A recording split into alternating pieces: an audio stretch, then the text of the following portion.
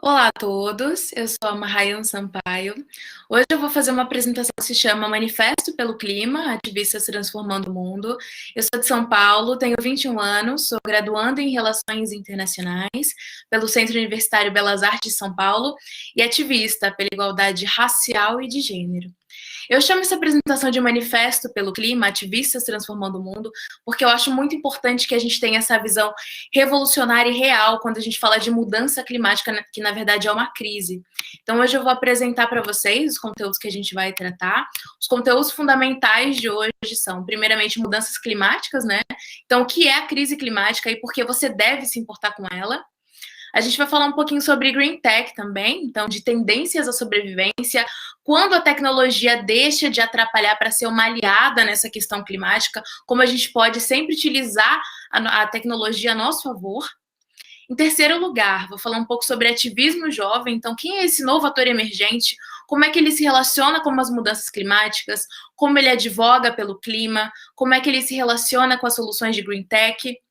E vamos falar um pouquinho também sobre ação, né? Então, como você pode começar agora, se engajar nessa pauta e começar a combater as mudanças climáticas a nível local, global, internacional, enfim. Em primeiro lugar, vamos falar de emergência climática. Então, o que são as mudanças climáticas? O que é essa grande alteração do clima? As alterações do clima, elas acontecem em escala global ou regional, e elas podem ser causadas tanto por alterações naturais, como pela ação antrópica, ou seja, a ação do homem.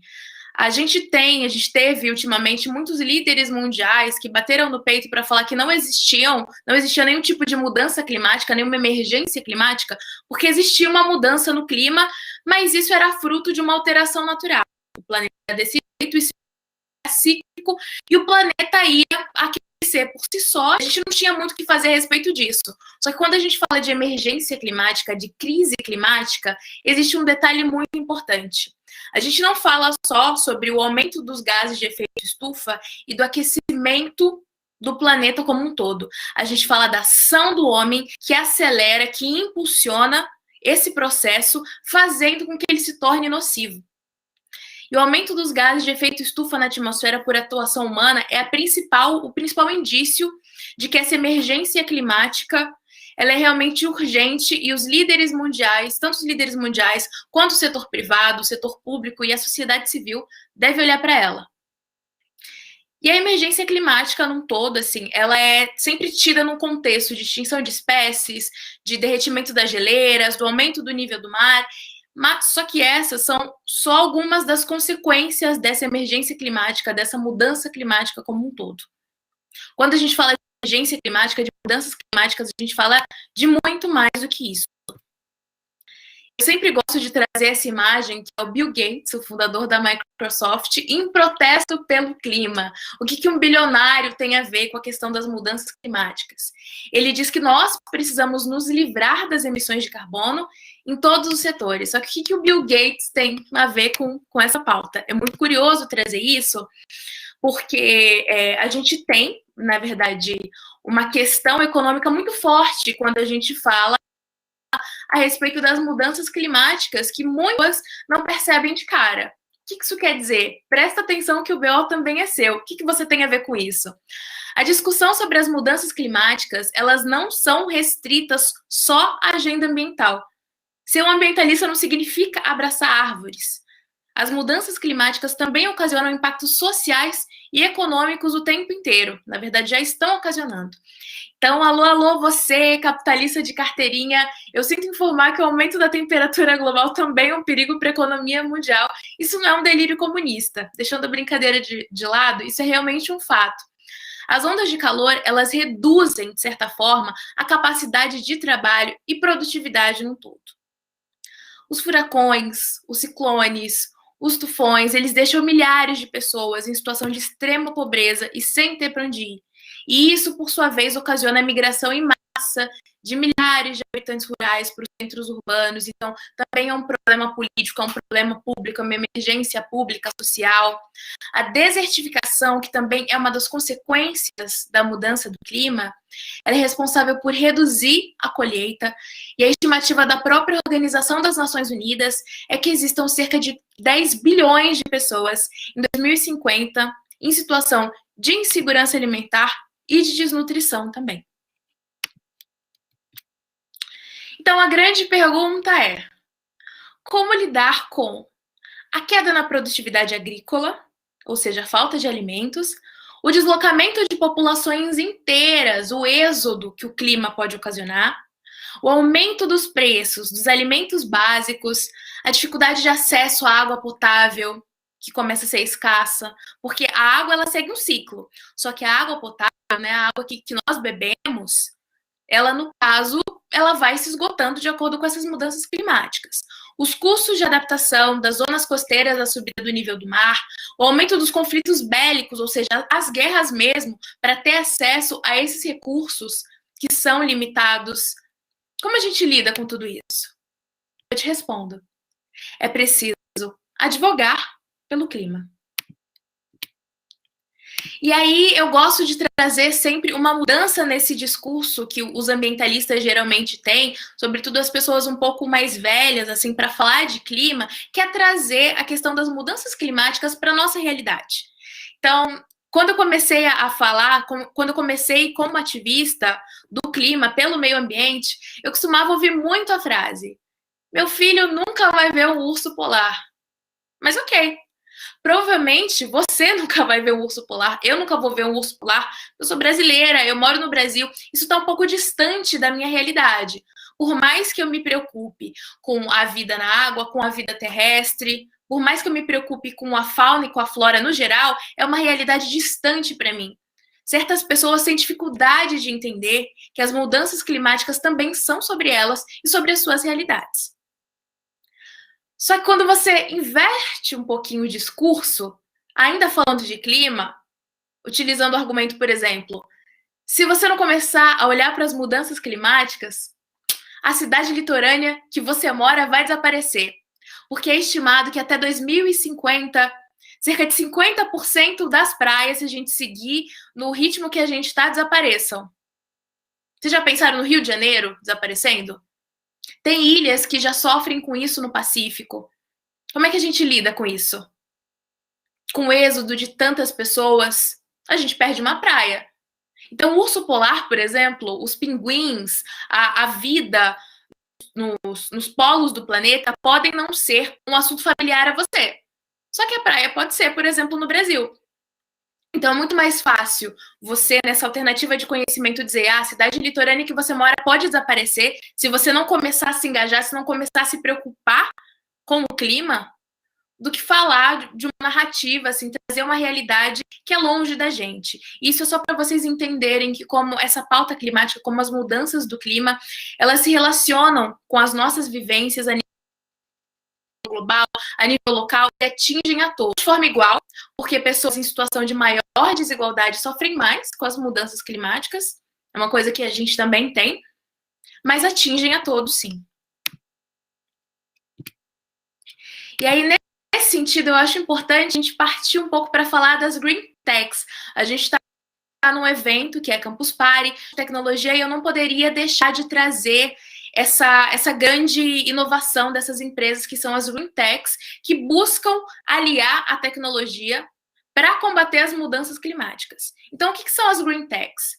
As Green Techs, de forma geral, são empresas de iniciativa verde que reduzem o impacto ambiental negativo das suas próprias operações, ou seja, uma empresa Green Tech pode ser uma empresa que não realiza, por exemplo, impacto direto no meio ambiente, mas tenta ser uma empresa mais sustentável, uma empresa mais verde, ou uma empresa que é especificamente dedicada a criar um produto ou um serviço que ajude a preservar o planeta de forma geral. E nesse caso, eu falo de clima. Então, as Green Techs, elas são geralmente startups, ou seja, essas empresas muito mais novas, ou ambientes empresariais que buscam essa inovação. Sejam ambientes empresariais já nascidos com essa intenção, né, de serem Green Techs, ou de empresas que transicionam, que fazem essa mudança. Ou seja, não eram um green tech, eram empresas que trabalhavam com inovação, mas percebendo a urgência dessa pauta de sustentabilidade, passam a incorporar essa denominação de green tech, a sustentabilidade nos seus processos. E algumas soluções possíveis, geralmente são as green techs, são empresas que buscam melhorar o nosso processo, a nossa relação com a economia circular, com a reciclagem, com a questão de design de produto, aplicativos que focam em economia compartilhada e o mapeamento de biomas também, para olhar especificamente para a questão do aquecimento global.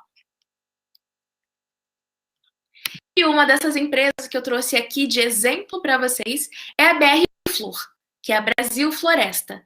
Ela é uma startup que contribui para combater o desmatamento ilegal, que hoje, na verdade, infelizmente, é fonte de 80% da madeira produzida no Brasil. Então, o que essa empresa faz? Basicamente, a Brasil Floresta, ela utiliza as tecnologias de blockchain, de internet das coisas, tecnologia da inovação, inteligência artificial, para rastrear, registrar, mapear a produção madeireira para empresas. E por que isso é inovador? Como é que isso se relaciona com a temática de sustentabilidade? Porque se você é uma empresa que contrata a Brasil Flor para rastrear essa produção madeireira, você tem uma empresa externa, né, no caso essa startup, que está olhando diretamente para os seus processos produtivos e garantam que eles sejam legais e seguros. Partir um pouco para o jovem ativista climático, como é que ele se relaciona com esses processos de green tech. Na verdade, muitas dessas startups são criadas, inclusive, por jovens que são ambientalistas, que buscam advogar pelo clima. Eu sempre gosto de trazer essa imagem também do movimento Fridays for Future, que é uma jovem segurando um cartaz dizendo: não temos tempo. E realmente, nós não temos tempo porque nós não temos outro planeta.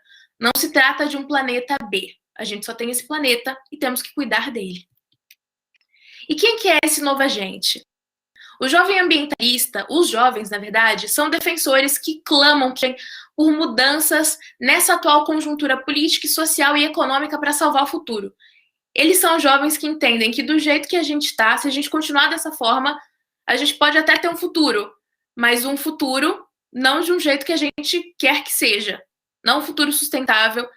E jovens como a sueca, que ficou mundialmente famosa, que é a Greta Thunberg, eles defendem muito mais pressão sobre os detentores de poder nesse combate. Ou seja, eles cobram, eles estão ali realmente para advogar, para olhar para as políticas públicas, para cobrarem os nossos governantes, as organizações da sociedade civil, para que essas soluções em prol do clima elas sejam feitas, mas mais do que isso, para que elas sejam efetivas. E esse jovem pelo clima, ele se organiza prioritariamente em coletivos também, entendendo que essa união faz a força. É muito difícil a gente projetar a nossa voz jovem em muitos espaços, porque o jovem muitas vezes ele é deslegitimado, principalmente em espaços de poder. Só que quando esses jovens chegam para protestar na porta do Congresso, todos unidos com seus cartazes, isso se torna muito mais significativo. É dado um peso para essa reivindicação. E eles entendem isso e utilizam isso de maneira muito mais estratégica. E eles utilizam, na verdade, a definição de desenvolvimento sustentável, né? Não é que os jovens ambientalistas queiram ficar o dia inteiro abraçando árvores, falando sobre sustentabilidade, sem considerar que a gente vive no mundo, a gente vive num país capitalista e a gente tem que avançar. Eles defendem sim o desenvolvimento, mas um desenvolvimento muito mais sustentável, um desenvolvimento verde. Um desenvolvimento que vem da definição do relatório Brundtland, ou Nosso Futuro Comum, que seria justamente esse desenvolvimento que satisfaz as necessidades presentes sem comprometer a capacidade das gerações futuras de suprir as suas próprias necessidades. Ou seja, eu vivo no mundo, vivo no planeta, eu quero me nutrir dele, mas eu penso também a longo prazo nas outras gerações que vão vir depois de mim. E eu entendo que elas também devem se beneficiar desse planeta que eu habito hoje. Então, é uma visão empática, uma visão a longo prazo de desenvolvimento. E nesse contexto, falando um pouquinho sobre como vocês se engajarem, como vocês podem se atrelarem a essa questão de desenvolvimento sustentável, mudanças climáticas, surge a Agenda 2030 e os ODS. E o que são esses Objetivos de Desenvolvimento Sustentável? Bom, primeiramente, o ODS é um plano de ação. A Agenda 2030 é uma agenda extremamente positiva e transformadora, e para isso, parece que todo mundo tem que agir.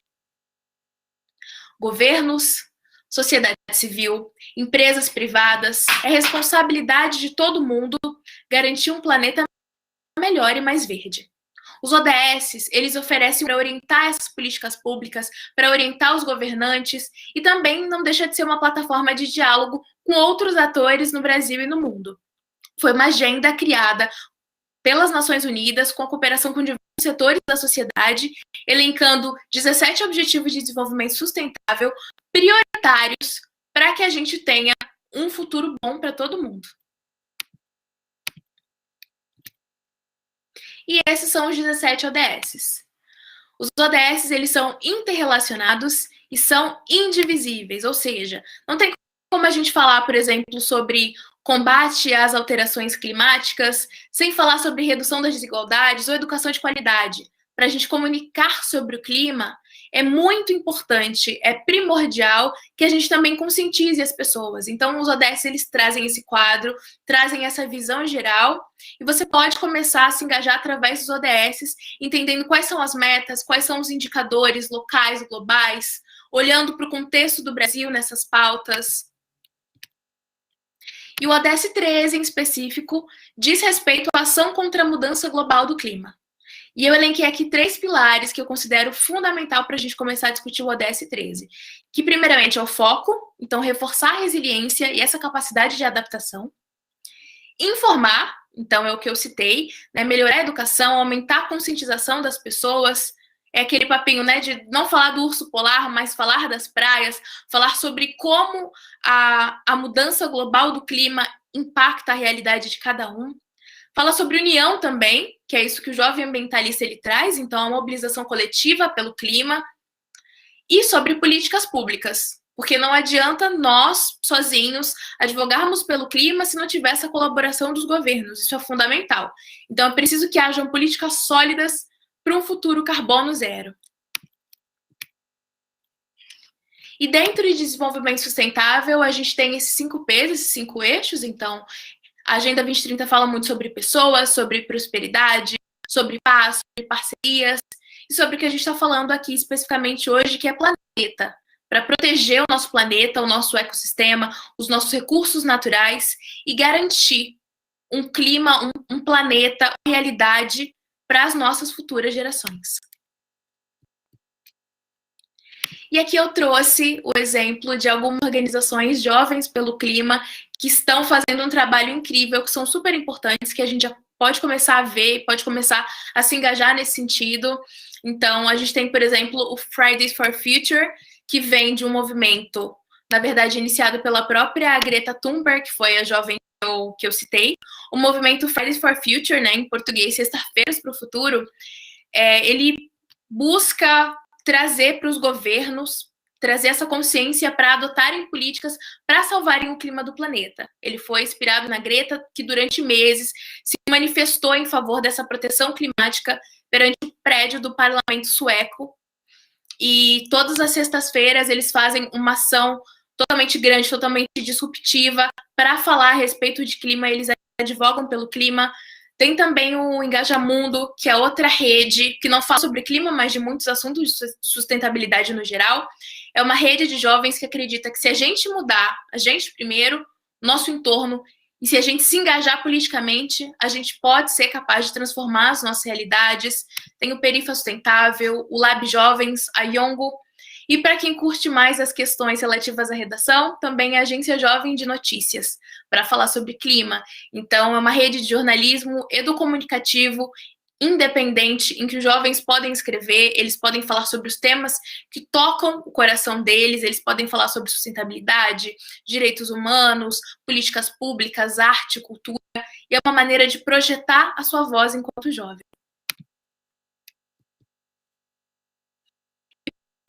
Eu queria trazer uma frase da Davis para você, que eu acho que ilustra muito do momento em que a gente vive, não só no mundo, mas no Brasil hoje, que é: não aceito mais as coisas que não posso mudar.